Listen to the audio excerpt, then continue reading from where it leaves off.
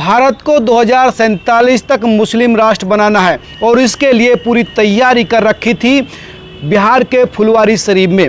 दरअसल प्रधानमंत्री 12 जुलाई को बिहार गए थे, पटना गए थे। उनके इस दौरे पर भी इस संगठन की नज़र थी। दरअसल पीएफआई के अंडर ये पूरा मामला चल रहा था, लेकिन आईबी को जैसे सूचना मिली कि इतना बड़ा मामला चल रहा है और बड़े लोग यहाँ पर मोहम्मद जलालुद्दीन और अतर परवेज नाम के दो लोग मिले जिनको अरेस्ट किया गया था। अतर परवेज जो है झारखंड का पूर्व दरोगा है, वो लोगों को यहाँ पर ट्रेनिंग देता था किस तरह से हथियार चलाए जाए, तलवारबाजी कैसे चलाए, पिस्टल कैसे चलाए, क्योंकि पूर्व दरोगा है, हथियार चलाने आते हैं। इसके अलावा तमिलनाडु और केरल से 10 लोग आते थे ट्रेनिंग के लिए, जो तलवारबाजी, राउंड कैसे चलाई जाए, वो तमाम छुरेबाजी कैसे चलाई जाए, वो सारी चीज़ें चलाई जाए।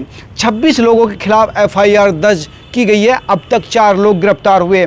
पूरा एक मैकेनिज्म इन लोगों ने पीएफआई के अंडर बना रखा था कि कैसे 2047 तक भारत को मुस्लिम राष्ट्र बनाए, और इसके लिए पूरी तैयारी थी। तैयारी ये थी कि पहले तो अगर हमारे पास सिर्फ 10% मुस्लिम हमारे साथ खड़े हो जाए, 10%, तो हम 90% जो बहुसंख्यक है उनको घुटने पर ला देंगे। जो लिखा हुआ था, एक डॉक्यूमेंट मिला था कि वो मिला था कि कोई ज़्यादा तैयारी की ज़रूरत नहीं है, हमारे पास 10% मुस्लिम आ जाए और उसके साथ साथ हम जो आरएसएस है, संघ है, उससे एससी एसटी ओबीसी को हटा दें, दरार पैदा कर दें, तो हम ये अपने आप बहुसंख्यकों को घुटने पर ला देंगे।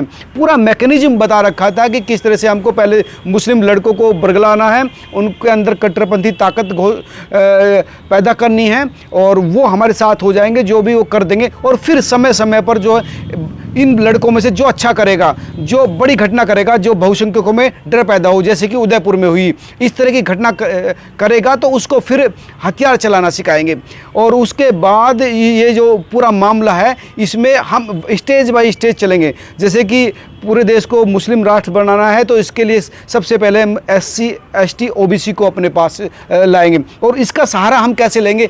अम्बेडकर का नाम लेकर, संविधान का नाम लेकर, तिरंगे का नाम लेकर, इस तरह से हम इस तरह का एक सेकुलर फेस, साफ लिखा होता है, सेकुलर फेस बनाएंगे और इस तरह के इन लोगों को अपने साथ लेंगे और जो फिर आगे धीरे धीरे बढ़ेंगे। और इसके साथ साथ ये भी लिखा था योग और हेल्थ शिविरों का काम लेंगे, हेल्थ का नाम लेंगे। काम हम पीछे से कुछ और करेंगे लेकिन सामने योग रखेंगे। इसके नाम पर मुस्लिम इलाकों में ज़मीनों का अधिग्रहण करेंगे और हर घर तक पीएफआई का सदस्य एक हो। हमारा जो कंटेंट है, हमारा जो मैगजीन है, वो हर घर में जानी चाहिए ताकि कट्टरपंथी लोग जुड़ें और अपनी ताकत बढ़े। और ये धीरे धीरे एक सैलाब के रूप में जब हो जाएगा तो इस देश में हमारी सरकार होगी, क्योंकि 50% अगर हम एससी एसटी ओबीसी ले आए और मुस्लिम हमारे साथ खड़े हो गए तो सरकार हमारी बनेगी। और जब सरकार बन जाएगी तो फिर अपने हर पद पर अपने वफादार लोग रखे जाएंगे, अपना नया संविधान होगा और जो इस संविधान के खिलाफ खड़ा होगा, आवाज़ उठाएगा शब्द था, अगर आवाज़ उठाएगा तो उसको एलिमिनेट कर दिया जाएगा,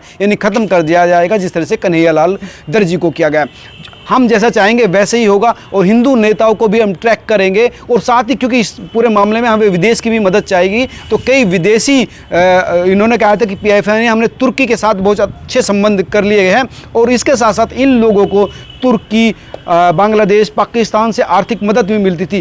कई बड़े बिजनेसमैन जो हैं वो सपोर्ट कर रहे थे यहाँ से, पटना से, जहाँ फुलवारीशरीफ में ये मिला है। यहाँ कई कॉलेज का स्टाफ था जो इनको सपोर्ट करता था। बड़ा ये जो है बड़ा नेटवर्क इन्होंने यहाँ पर स्थापित कर लिया था। और ये पूरा एक तरीका, स्टेप बाय स्टेप, 1 2 3 4 7, किस तरह से हमको बढ़ना है और किस तरह से वे सरकार बनानी है, अपना रिजीम लाना है और किस तरह से लोगों को रेडिकलाइज करना है और फिर अपने विरोधियों को ख़त्म करना है। ये पूरा मामला इन्होंने पटना के फुलवारीशरीफ में बना रखा था और इसकी ट्रेनिंग दी जा रही थी कि किस तरह से हिंसा करनी है और हिंसा में जो अच्छा करेगा फिर उसको हथियार चलाने की ट्रेनिंग दी जाएगी और किस तरह से बहुसंख्यकों में खौफ पैदा करना है। जो लिखा हुआ था कि जो कायर बहुसंख्यक हैं उनको हराना कोई बड़ी बात नहीं। तो ये पूरा एक मैकेनिज्म वहाँ पर आईबी और लोकल पुलिस की वजह से सामने आया है। लगातार गिरफ्तारी हो रही है, कई लोग फरार हैं, अभी तक 4 लोगों की गिरफ्तारी हुई है।